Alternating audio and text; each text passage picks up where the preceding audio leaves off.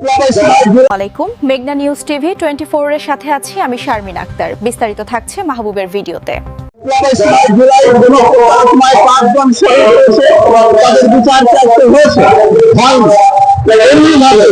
আমাদের দেশের বিভিন্ন ভাবে সাংবাদিকরা নির্যাতিত হচ্ছে, রূপান্তরিত হচ্ছে, মামলা হামলার শিকার হচ্ছে, কিন্তু তার বিচার হচ্ছে সাংবাদিকরা পাচ্ছে না, তার অধিকার পাচ্ছে না।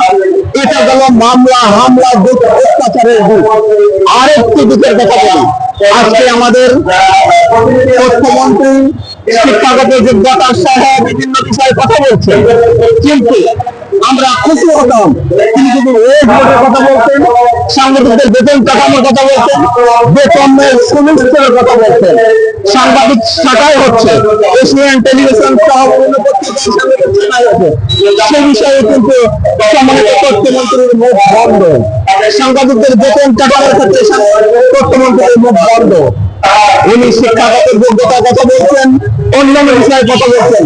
এই সাংবাদিকদের ন্যায্য অধিকার যেটা, তাদের রুটির বিষয়ে কথা বললে আমরা কিন্তু খুশি হতাম। সাংবাদিকরা কিন্তু সেই শিক্ষা ব্যবস্থাটিকে নিয়েই তো হবে, তাদের কি ন্যায্য পাওনাটাকে বুঝে দিতে হবে না? আজকে জাতীয় সাংবাদিক সংস্থা এই মুক্ত গণমাধ্যম দিয়ে এই জায়গা থেকে আমরা দাবি জানাতে চাই, সাংবাদিকরা যারা আজকে কাজ করছে তাদের ন্যায্য দাবি, তাদের এই ভোট বাস্তবায়নের জন্য যেন এই সরকার সোচ্চার হয় এবং সকল পর্যায়ের নির্যাতিত নিপীড়িত সাংবাদিকরা অধিকার ফিরে পায়।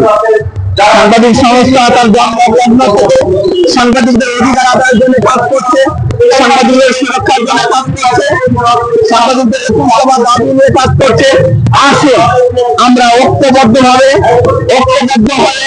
সাংবাদিকদের সেই দাবি আদায়ের জন্য চেষ্টা করি এবং সরকারকে আহ্বান করবো, আসুন অতীতে সরকারগুলা সাংবাদিকদের দাবির ক্ষেত্রে দেওয়া হয়েছিল এবং তারা আস্থা করে বিক্ষিপ্ত হয়েছে।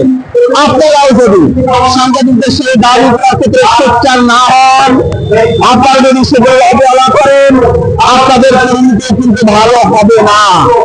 সাংবাদিকদের শুধু মুখে সুন্দর সুন্দর বলিয়ে দিয়ে, সুন্দর সুন্দর কথা বলিয়ে কাজ করে নেবেন, রাষ্ট্রের কিন্তু স্তম্ভ বলবেন, কিন্তু তাদের অধিকারের ক্ষেত্রে গাফেল থাকবেন, তাদের দাবিগুলোর ক্ষেত্রে গাফেল থাকবেন, তাদের মধ্যে দাবিগুলো আদায় করবেন না, বাস্তবায়ন করবেন না, সেগুলোকে দেখবেন না, খেয়াল করবেন না, তাহলে কিন্তু সাংবাদিকরা চুপ থাকবে না।